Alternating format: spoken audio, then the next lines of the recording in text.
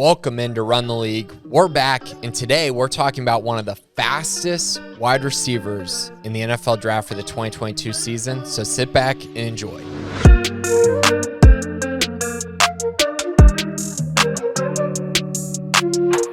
So, of course, we're talking about Baylor wide receiver Tyquan Thornton. The dude put on a show at the NFL Combine.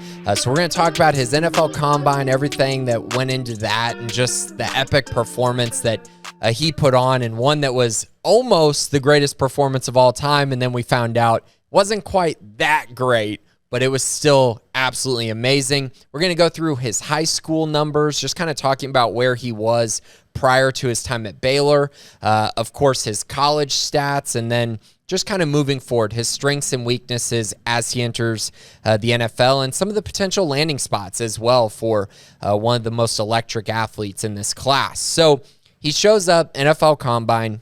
He measures in 6'2", 181 pounds, which is a pretty good number for him.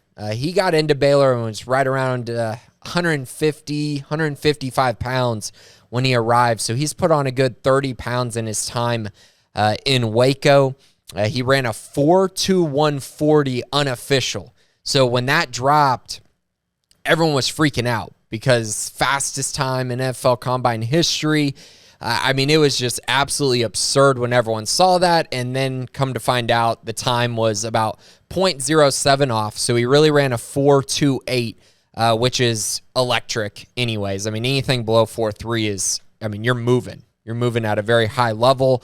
36.5-inch vertical, 130-inch broad jump. He's just a fantastic athlete, and he proved it, right? And so he'll have an opportunity at Baylor's Pro Day on March 30th to run even faster than that. I would not be surprised if he did. He's just that kind of athlete. So coming out of high school, he was a four-star guy, top 250 prospect, was a track star. I ran a 21.07 200 meter. I mean, that is absolutely moving. So everyone knew the kind of speed that he had when he was getting ready to arrive at Baylor. He chose Baylor over Florida, actually decommitted from Baylor, committed to Florida, decommitted from Florida, committed back to Baylor, ended up with the Bears, arrived in Waco early as an early enrollee, immediately made a bit of an impact as a freshman, but his true breakout season came his sophomore year. He had 782 yards and 5 touchdowns as he was the number 2 wide receiver next to Denzel Mims, who, of course, was a second-round pick after his monster year that season. Then his junior year happened, and I think this is where everyone was kind of sitting back going, all right, what kind of player is he? Is this an NFL guy? Is this a guy that's going to end up being a bust, flame out at Baylor? That was very valid, right? And they had a really bad season. A lot of that was due to quarterback play, offensive coordinator mess as well at Baylor. So regrouping for his senior year, Jeff Grimes comes over from BYU after putting up a historic season with Zach Wilson there at BYU. And he put Tyquan Thornton in a great position to succeed. And that play-action style passing game, the ability to get downfield, create explosive plays, be a true number 1 receiver, finally happened for Tyquan Thornton. He had 948 yards and 10 touchdowns as a senior. Throughout his career, he averaged over 15 yards per catch. So showed some great things throughout his career as a deep downfield threat. But that senior year film really showed that he can truly be a wide receiver 1 in an offense. Now, a wide receiver 1 in a college offense, going forward to the pros, I think it's hard to project him to a wide receiver 1, but I think what we did see is a guy who can win one-on-one battles and actually be a true outside receiver at the next level. So that brings me on to his strengths going forward in the NFL. Great speed downfield in the vertical passing game. This is also a guy that created a ton of separation during his time at Baylor. If you go watch any of his film, really, from his freshman year, he does a great job at creating separation. The problem was he had very mediocre quarterback play in his time at Baylor, and the probably bigger issue was he never had a quarterback that could really take shots downfield until his senior year when Gary Bohannon was able to connect on quite a few of those deep downfield. Now, if he had a more prolific passer, I do think his numbers would have been much more ridiculous during his time at Baylor.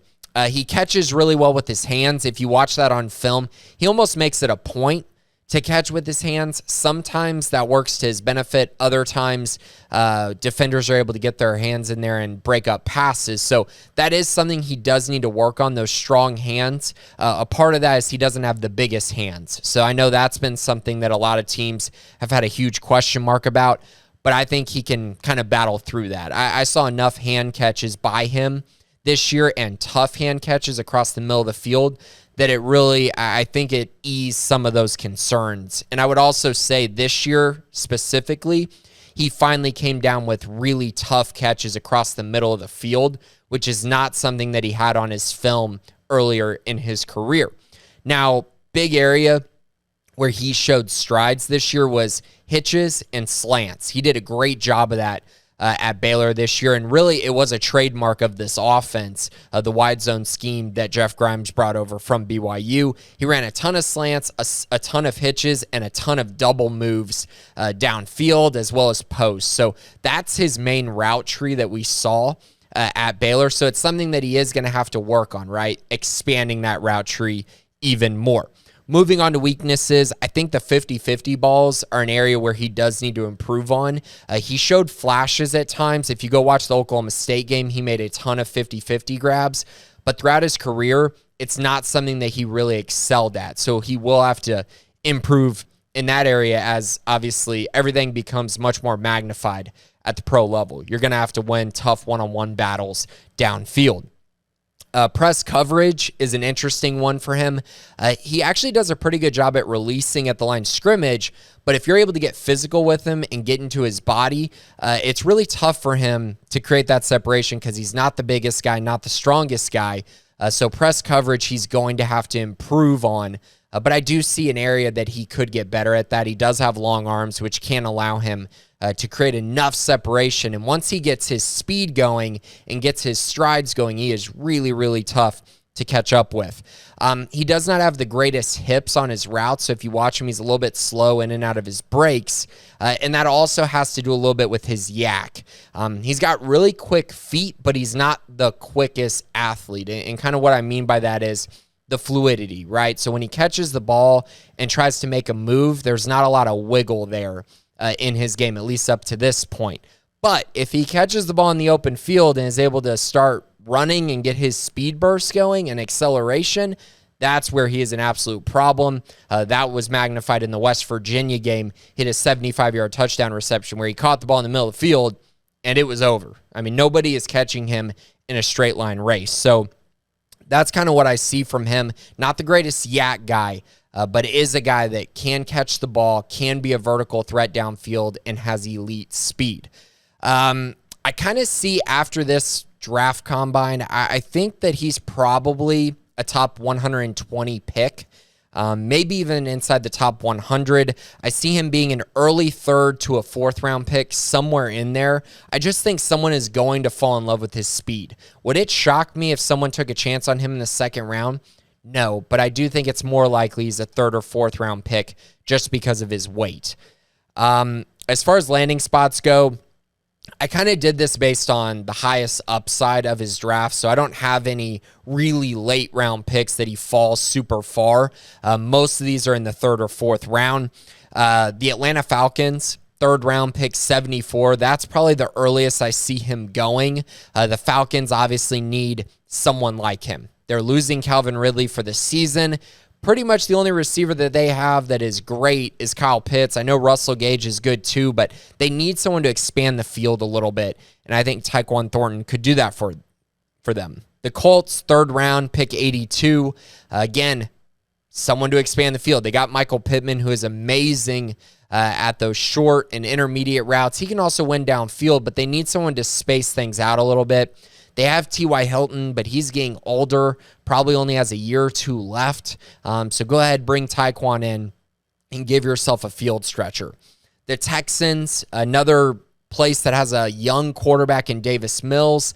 I think Tyquan could do some really nice things there. You got Brandon Cooks, but I think Tyquan could bring a little bit more juice to that offense. And then a team that I actually mentioned in a previous video, but the Green Bay Packers, maybe in the 3rd round, pick 92. If they decide to pass on offense, pass on wide receivers the first 2 picks, I think he could be a nice fit there. But my top pick, and I think this just makes too much sense, honestly. Now, whether this is in the 3rd or 4th round, we'll see. But the Las Vegas Raiders. So they lost Henry Ruggs, who was their field stretcher, the deep downfield threat. They need to make up for that. You got Hunter Renfrow, you got Darren Waller, guys who are amazing in the intermediate and short passing game, but they need someone who can really burn defenses and really expose them deep downfield, and Tyquan fits that perfectly. So 3rd round, pick 86, I think Tyquan Thornton makes a ton of sense for the Las Vegas Raiders. So that's pretty much it on Tyquan. He took the NFL Combine by storm, was absolutely phenomenal. A guy who is a major riser in the NFL draft process, and a guy who I think could be on the rise and could get taken much earlier than many people think. So for Run the League, this has been Grayson Grunhafer on NFL on 365 Sports.